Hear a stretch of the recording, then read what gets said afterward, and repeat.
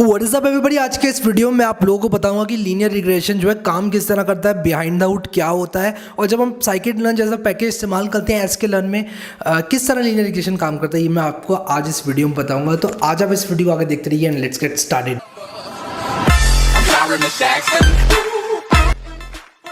So guys, आप में से कई लोगों ने मुझसे ये बोला कि सर आप लाइन ऑफ बेस्ट फिट की बात करते हैं, लाइन ऑफ बेस्ट फिट क्या होती है, किस तरह ये लाइन फिट करती है और ये लाइन आपको कैसे पता चलेगी इसका स्लोप क्या है। सो गाइस, मैंने अपने पिछले वीडियो में किया गया था कि आप लोग को ना इस तरह का एक ग्राफ बना के दिखा दिया था और बोला था कि यहाँ पे हमारे पास एरिया है और एरिया के हिसाब से हमारे पास घर के प्राइसेस हैं, और ये जो एरिया के हिसाब से हमारे पास घर के प्राइसेस हैं ये हमको बहुत सारे डेटा पॉइंट दिए हुए हैं और हम एक लाइन फिट करके प्रेडिक्शन निकाल लेते हैं, यानी कि हम अपने मशीन लर्निंग मॉडल को ट्रेन कर लेते हैं और ये लाइन प्राप्त कर लेते हैं। लेकिन आप लोगों ने एक बहुत अच्छा सवाल ये पूछा कि सर ये लाइन आती कहाँ से, हमें कैसे पता चलेगा इसका थीटा क्या होगा, हमें कैसे पता चलेगा कि इसका स्लोप क्या होगा, या फिर m इज इक्वल टू जिसको टेन थीटा बोलते हैं वो क्या होगा, या फिर ये जो इसका b है इंटरसेप्ट वो क्या होगा। आप में से कई लोगों ने बहुत अच्छा सवाल पूछा और आज इस सवाल का जवाब मैं आप लोग को इस वीडियो में देने वाला हूँ। सो गाइस, मैंने यहाँ पर क्या किया, 3 पॉइंट ले लिए हैं और इन 3 पॉइंट से मैं क्या करूँगा, अपने क्लासीफायर रिग्रेसर को ट्रेन करूँगा।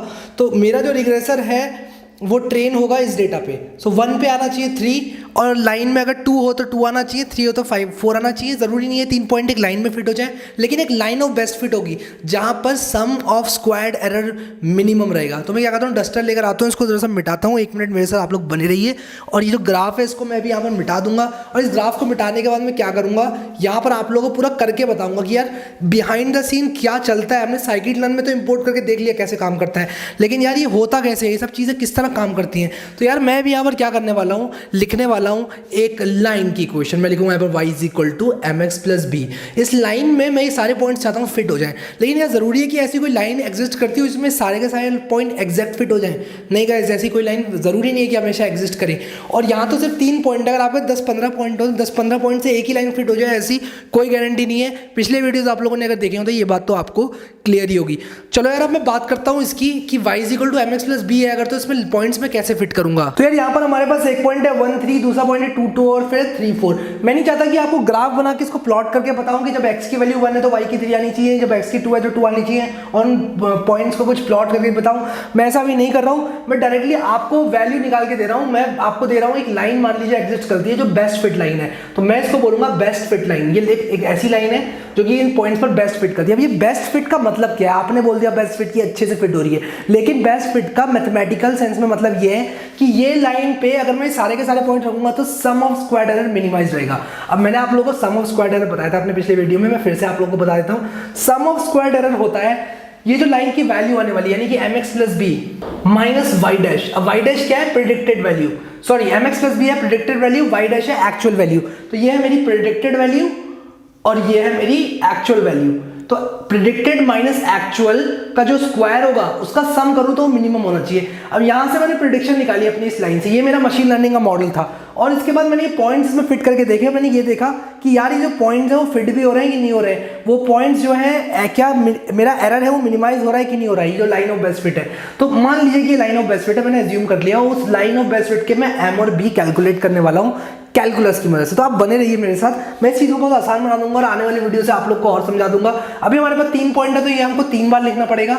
तो मैं अभी क्या करता हूँ, इसको मिटा के यहाँ पे सिग्मा बना देता हूँ। सिग्मा मतलब कुछ नहीं है कि यार बस सिग्मा का मतलब सम होता है, तो सिग्मा से डरने की जरूरत नहीं है, सिग्मा मतलब इन सबका सम। अब मैं क्या करूंगा, इनके एक्चुअल स्टेटमेंट लिख देता हूँ। एम एक्स प्लस बी को तो मैं ऐसे के ऐसे ही लिख दूंगा, लेकिन एक्स की वैल्यू मैं आपसे डाल दूंगा। पहले x की वैल्यू क्या है, 1 है, तो मैं क्या करता हूँ कि जरा इसको क्लियर करने के लिए डस्टर यूज कर लेता हूँ। तो मैं यहाँ पर लिखूंगा m इंटू 1, यानी कि जो मेरा पहला x है, और उसके बाद मैं क्या करूंगा प्लस b लिख दूंगा, माइनस इसके लिए y क्या है मेरे पास 3 है y, इसके बाद मैं इसका होल स्क्वायर करूंगा। सिमिलरली मैं बाकियों के लिए भी लिख देता हूँ। तो गाइस, अगर आप लोग को स्टेटमेंट डरावना सा लग रहा है तो मैं आप लोगों को बता दूं, मैंने कुछ नहीं किया, यहाँ पे वैल्यूज को बस फिट किया। ये 3 पॉइंट्स थे, इनको मैंने यहाँ पर लेके सम ऑफ स्क्वायर्ड एरर कैलकुलेट किया है, यानी कि मॉडल ने जो मुझे बताया और जो मेरी एक्चुअल वैल्यू मुझे पता है उसका सम ऑफ स्क्वायर्ड एरर क्या है, तो ये मैंने यहाँ पर कैलकुलेट किया। आप लोग देखो, मैंने इसको अच्छे से कैलकुलेट किया है और ये मेरा सम ऑफ स्क्वायर्ड एरर का फॉर्मूला आ चुका है। अगर यहाँ पर 100 पॉइंट्स होते तो इसमें 100 टर्म्स होते, और जितनी पॉइंट्स मैं लेते जाऊंगा उतने टर्म्स में बढ़ते जाएंगे। ये बात तो सिंपल सी है, आप लोगों को समझ में आ ही गई होगी। अब मैं आप लोगों को बताता हूँ कि इसको मैं अगर मिनिमाइज करना चाहता हूं तो मैं मेरा m और b क्या होना चाहिए। अब मुझे निकालना है m क्या होना चाहिए, b क्या होना चाहिए। अगर मुझे m और b पता चल गया तो मुझे पता चल जाएगा कि मेरे मॉडल क्या है और मुझे क्या लाइन लेनी चाहिए, उसका स्लोप क्या होना चाहिए, उसका इंटरसेप्ट कितना होना चाहिए, और हम उसके बाद लाइन को आराम से बना सकते हैं, वो टेंशन वाली बात ही नहीं है। अब मैं यहाँ पर क्या करूँगा, m into 1 plus B plus -3 का होल स्क्वायर, ये जो मैंने बनाया है पूरा का पूरा टर्म, इसको मैं मान लूँगा लॉस फंक्शन। अब लॉस फंक्शन क्या होता है, थोड़ा सा मैं आगे के लिए छोड़ देता हूँ। लॉस फंक्शन आपके मशीन लर्निंग मॉडल का एक पार्ट होता है। लॉस फंक्शन का मतलब होता है एक ऐसा फंक्शन जो कि आपके सॉल्यूशन का लॉस बताए कि आपको नुकसान कितना हो रहा है और इंप्रूवमेंट को ट्रैक करे। यानी कि अगर आपका मॉडल अच्छा कर रहा है तो उसका लॉस कम होगा, लेकिन अगर आपका मॉडल खराब परफॉर्म कर रहा है तो उसका लॉस ज्यादा होगा। ये जो सम ऑफ स्क्वायर्ड एरर है वो इनमें से एक फंक्शन है, एक तरह का लॉस फंक्शन आप इसको कह लीजिए। सम ऑफ स्क्वायर्ड एरर एक तरह का लॉस फंक्शन है। अब मैं यहाँ पर क्या करूंगा, इसको डिफरेंशिएट करूंगा और एम और बी की वैल्यू निकालूंगा। जब भी हम कैलकुलस करते हैं तो आप लोगों को पता होगा हम डिफरेंशिएट करते हैं और उसको इक्वेट कर देते हैं जीरो के, और उन इक्वेशन को सॉल्व कर लेते हैं और हमारे पास जो है मिनिमा या मैक्सिमा आ जाता है। अब यहाँ पर जो इस इक्वेशन में जो सम ऑफ स्क्वायर्ड एरर का मिनिमा है वो मैं निकाल लूंगा कि वो उसका जो मिनिमा है वो कहाँ पर है, वो मिनिमम वैल्यू मुझे कहाँ पर मिलेगी, एम और बी की। मैं क्या करूँगा, इसको डिफरेंशिएट करूंगा एम के रिस्पेक्ट में, फिर बी के रिस्पेक्ट में। तो मैं इसको ई लिख देता हूँ, ई फॉर एरर। तो मैं पार्शियल डेरिवेटिव निकालूंगा del E by del M, उसकी वैल्यू हो जाएगी 2 into M plus B minus 3, और यहाँ पर हो जाएगी 2 into 2m plus B minus 2, और उसके बाद मैं चेन रूल से यहाँ पर 2 लिख दूंगा। इसके बाद सिमिलरली मैं यहाँ पर लिख दूंगा plus 2 into 3m plus B minus 4, और फिर चेन रूल से यहाँ पर 3 आ जाएगा, क्योंकि मैं m के रिस्पेक्ट में अभी कर रहा हूँ तो ये 3 आ जाएगा यहाँ पर चेन रूल से। अगर आप लोगों ने डिफरेंशिएशन पढ़ा है तो आप लोगों को पता होना चाहिए चेन रूल क्या होता है, किस तरह काम करता है। अगर नहीं पता है तो बस इतना समझ लीजिए कि मैंने इसका डेरिवेटिव निकाला है। अब डेरिवेटिव कैसे निकालना है, अगर आप भूल भी गए थोड़ा बहुत तो कोई टेंशन वाली बात नहीं है, हमने डेरिवेटिव निकाला है। अब मैं यही डेरिवेटिव बी के रिस्पेक्ट में निकालूंगा। आप लोग देखिए मैं क्या लिखूंगा, तो आप लोग एक काम कीजिए, फटाक से अपनी अपनी कॉपी में निकाल लीजिए अगर आपके पास टाइम हो तो, नहीं तो यार मैं तो निकाल ही रहा हूँ यहाँ पर। तो यार जैसे आप लोगों ने देखा कि जब मैंने एरर को बी के रिस्पेक्ट में डिफरेंशिएट किया तो यहाँ पर एक कोएफिशिएंट्स नहीं है, क्योंकि बी के साथ कोई कोएफिशिएंट नहीं थे, और इसीलिए मैंने जो है इसको इस तरह लिखा। ये मैंने सिंपली डेरिवेशन निकाला है इसका। पार्शियल डेरिवेटिव क्या होता है कि आप जब एम के रिस्पेक्ट में कर रहे हो तो बाकी सब चीज़ों को कांस्टेंट मान लोगे। यहाँ पर बाकी सब में मेरे पास सिर्फ बी है तो मैं बी को कांस्टेंट मान लूंगा और एम के हिसाब से डिफरेंशिएट करूंगा। तो मैंने यहाँ पर बी को कांस्टेंट मान लिया और एम को जो है एक वेरिएबल मान लिया, इसके रिस्पेक्ट में मैंने जो है पार्शियल डेरिवेटिव निकाला है। अब मैं यहाँ पर क्या कर रहा हूँ, कुछ नहीं, मैंने दो इक्वेशंस बना लिए हैं। अब मैं इन दोनों को जीरो के इक्वल कर दूंगा। तो फॉर मैक्सिमा और minima del E by del M equals to 0 and del E by del B equals to 0। तो मैं यहाँ पर लिखूंगा फॉर मैक्सिमा और मिनिमा, अभी मैक्सिमा होगा या मिनिमा होगा ये हम निकालेंगे डबल डेरिवेटिव से, लेकिन ये एक्सरसाइज में भी यहाँ पर नहीं करने वाला हूँ। ये मिनिमा ही होगा एरर का, ये बात आप लोग कंफर्म कीजिए इसका डबल डेरिवेटिव निकाल के।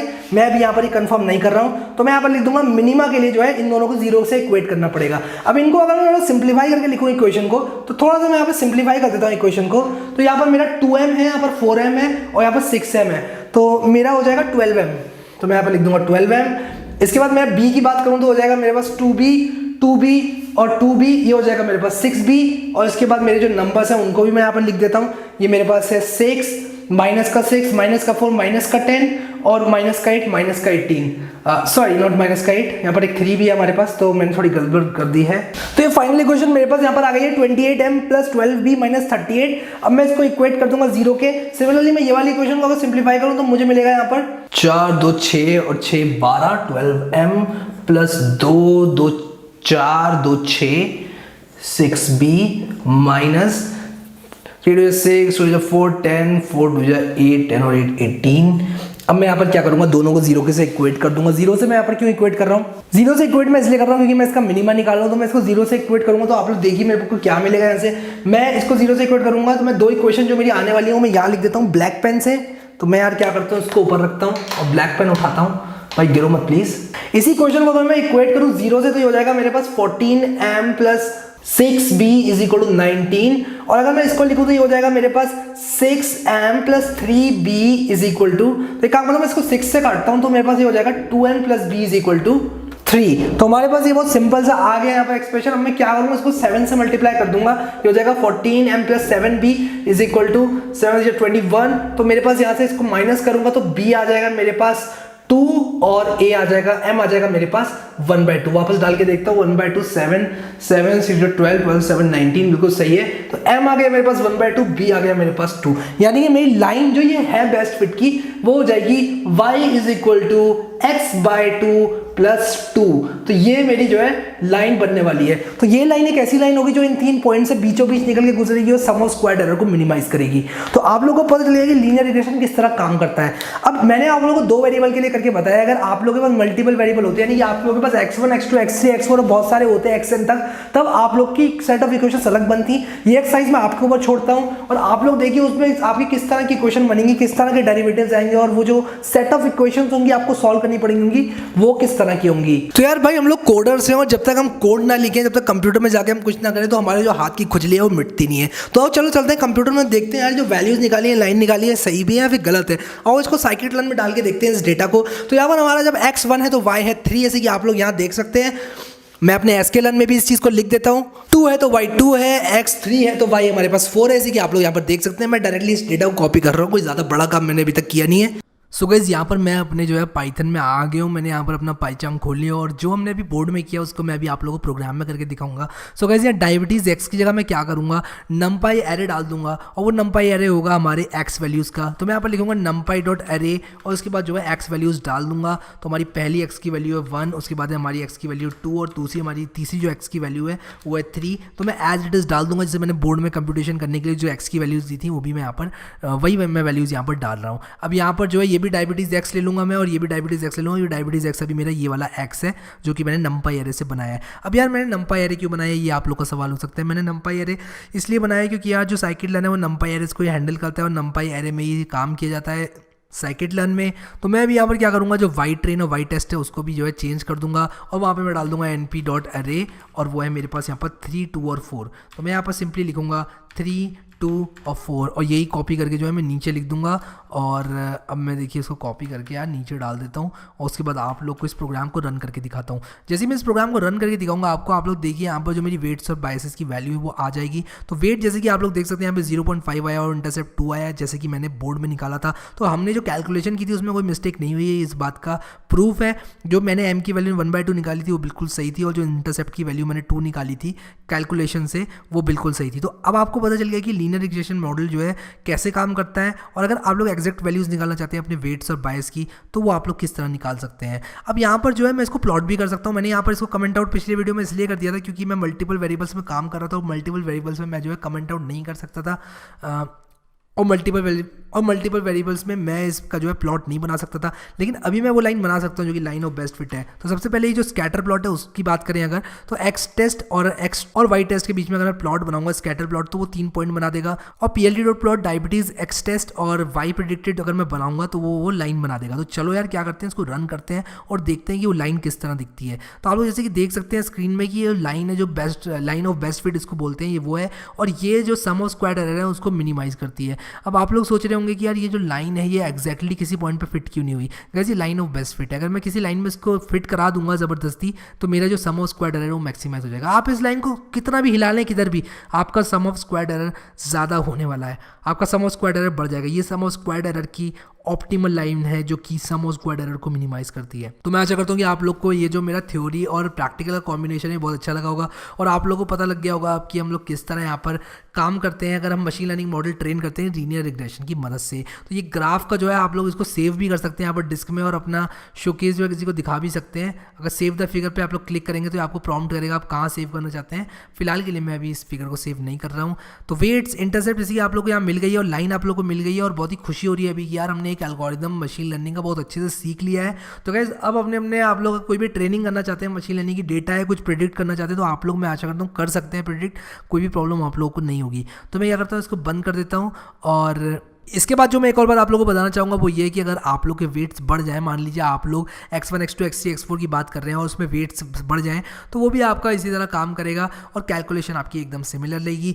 आपको क्या करना है, सम ऑफ स्क्वायर्ड एरर लिखना है, उसको मिनिमाइज कर देना है, दैट्स इट। उसके बाद आपको डेरिवेटिव निकाल के अगर आप हैंड कैलकुलेशन करना चाहते हो कर सकते हैं, वरना साइकिट-लर्न तो आपके लिए करता ही है। सो गाइस आप लोगों ने देखा कि किस तरह लीनियर रिग्रेशन काम करता है अगर हम लोग कुछ कम वेरिएबल्स के लिए काम करते हैं और हमारे पास जो डेटा है वो छोटा होता है। लेकिन गाइस रियल वर्ल्ड में अगर आप मशीन लर्निंग प्रॉब्लम्स सॉल्व कर रहे हैं तो क्या होगा कि आपका डेटा एक तो बहुत बड़ा होगा, दूसरी बात ये कि एक वेरिएबल नहीं होगा, फीचर एक नहीं होगा, आपके पास x1 x2 हो सकता है, x12 तक फीचर्स हैं, x10 तक हो, x9 तक हो। तो यार क्या होता है, ये जो सेट ऑफ इक्वेशन अभी सिंपल सी यहाँ पर बन के आई 2m + b = 3, 14m + 6b = 19, यार थोड़ी सी कॉम्प्लिकेट हो जाती हैं। तो यार अगर आप लोग बोर्ड देखते हैं तो मैं इस तरह खड़ा हो जाता हूँ और आप लोगों से ऐसे बात करता हूँ। तो यार क्या होता है कि इक्वेशंस अगर बड़ी हैं तो सॉल्व करने में प्रॉब्लम होती है। ऐसा इसलिए होता है क्योंकि यार जो कंप्यूटर है, जो हार्डवेयर है हमारे पास, वो लिमिटेड है, और जो हमारा हार्डवेयर है यार वो हैंडल नहीं कर पाएगा यार इतना कुछ। अगर मैं बहुत बड़ा सेट ऑफ इक्वेशन दे दूं उसको और एक्सपेक्ट करूं 2-3 सेकंड में सॉल्व हो जाए, कभी नहीं होगा। तो यार जो हमारी कंप्यूटेशनल कैपेबिलिटी है उसकी एक लिमिट है, इसलिए हम क्या करते हैं, अप्रॉक्सीमेट अप्रोचेस का यूज़ करते हैं। उन्हीं में से अप्रॉक्सीमेट अप्रोच को कहते हैं ग्रेडियंट डिसेंट। तो आप जो है इस वीडियो को कर दो लाइक, और यार इस चैनल को सब्सक्राइब कर लो अगर आप लोगों ने नहीं किया हुआ है सब्सक्राइब, बेल आइकन पे जरूर से हिट कर देना, और इस वीडियो को शेयर करो। यार मैं शेयर करो बोल रहा हूँ, लेकिन यार शेयर बहुत कम आ रहे हैं, तो गाइस प्लीज़ इसको शेयर करो ताकि मैं आने वाले टाइम में इस सीरीज़ में और वीडियोज़ को ऐड कर सकूँ और आपके लर्निंग एक्सपीरियंस को और अच्छा कर सकूं। अभी के लिए मैं आशा करता हूं कि आप लोगों को समझ में आया होगा कि इस एसएससी को हमने मिनिमाइज किस तरह किया। चलो यार एक बार समरी हो जाए इस चीज़ की, हमने क्या किया। सबसे पहले हमारे पास डेटा दिया हुआ था एक्स और वाई, हमारे पास कुछ डेटा पॉइंट्स दिए हुए थे। यहाँ पर मैंने सिर्फ 3 लिए ताकि मैं हैंड कैलकुलेशन दिखा सकूँ, आपके पास यहाँ पर 10 भी हो सकते हैं। उसके बाद मैंने बोला कि y = mx + b एक ऐसी लाइन है जो कि इन 3 पॉइंट्स को बेस्ट फिट करती है। ऐसा करने के बाद मैंने यहाँ पर क्या किया, एसएससी को निकाला। एसएससी को मैंने बोला कि होता है प्रेडिक्टेड माइनस एक्चुअल का होल स्क्वायर। अगर आप एक्चुअल माइनस प्रेडिक्टेड का होल स्क्वायर करोगे तब भी कोई फर्क पड़ने वाला नहीं है, क्योंकि स्क्वायर होता है तो माइनस का हो या प्लस का हो बात बराबर पड़ जाती है, इसीलिए हम सम ऑफ स्क्वायर में स्क्वायर करते हैं। एनीवेज ये मैंने आपको पिछले वीडियो में बताया हुआ तो यहाँ डिस्कस नहीं करूँगा। इसके बाद मैं क्या करूँगा, यहाँ पर e मैंने एरर का जो फंक्शन था वो लिख दिया इन पॉइंट्स के लिए, एक्स और वाई की वैल्यू यहाँ पर डाल दी और इसको सम ऑफ स्क्वायर एरर को यहाँ पर लिख दिया इस तरह। इसके बाद मैंने इसको डिफरेंशिएट किया m के रिस्पेक्ट में और फिर मैंने इसको डिफरेंशिएट किया b के रिस्पेक्ट में। दोनों के रिस्पेक्ट में डिफरेंशिएट करने के बाद मैंने इसको 0 से इक्वेट कर दिया। उसके बाद मेरे पास ये 2 इक्वेशंस आई, इन 2 इक्वेशन को मैंने सॉल्व कर लिया और उसके बाद मेरे पास m की वैल्यू आई 1/2, b की वैल्यू आई 2। उसके बाद मैंने ये लाइन में डाल दिया वापस और मैंने बोला कि जो मेरी लाइन है वो ये है। एक बार मुझे पता चल गया कि मेरी लाइन ये कौन सी है, उसके बाद मैं गया साइकिट लर्न में, क्योंकि यार खुजली है अपने हाथों में, प्रोग्रामर्स हैं अपन लोग, तो जाकर मैंने उसको आप लोगों को चेक करके दिखाया और आप लोग देख सकते हैं स्क्रीन पर कि ये क्या लिखा हुआ है। यहाँ पर आप लोग देख सकते हैं जो वेट्स और बायसेस हैं वो सही आए। एक बार और आप लोगों को बताना चाहता हूँ, y = mx + b तो यहाँ पर मैंने लिखा हुआ है, लेकिन जब हम मशीन लर्निंग करते हैं तो हम इसको वेट्स और बायस के हिसाब से लिखते हैं। तो मैं इसको ऐसे लिखूंगा, y = W0 + W1x, मैं इसको ऐसे लिखूंगा। तो जो मशीन लर्निंग का मॉडल है लीनियर रिग्रेशन का, वो इस तरह दिखने में अच्छा लगता है कि यार और भी अगर हमारे पास फीचर्स आ जाएं तो directly W1 x1 W2 x2, इसको x1 ही बना देता हूँ यार, ताकि और भी आए तो W1 x1 W2 x2 ऐसे करके बढ़ते चले जाएं। एक बात मैं आप लोगों को बताऊंगा, अगर जितने आप वेरिएबल्स बढ़ाएंगे इसमें और जितना डेटा बढ़ाएंगे इक्वेशन कॉम्प्लिकेटेड हो जाएंगी। तो यार आप लोग अगर पेन से सॉल्व कर रहे हो तो इस बात का ध्यान रखना कि मैंने एक बहुत सिंपल प्रॉब्लम को सॉल्व किया है, आप लोग थोड़ा डेटा बढ़ा के सॉल्व कर सकते हो हैंड कैलकुलेशन के लिए, आपके नंबर ऑफ टर्म्स ही बढ़ेंगे। लेकिन अगर आपने यहाँ पे डायमेंशन बढ़ा दी तब आपकी जो इक्वेशंस है वो थोड़ी सी कॉम्प्लिकेटेड हो जाएंगी। तो उस चीज़ को दिमाग में रखते हुए आप लोग इसको करें। तो अभी के लिए जो है मैं आप लोगों से विदा लेना चाहूँगा। यार आप लोगों ने इस वीडियो को यहाँ तक देखा, thank you so much guys for watching इस वीडियो को शेयर ज़रूर से कर देना, और आने वाले वीडियोज़ और भी अमेजिंग होने वाले हैं, मैं उसमें आपको बहुत सारी चीज़ें बताऊँगा। So thank you so much guys for watching this video and I will see you next time.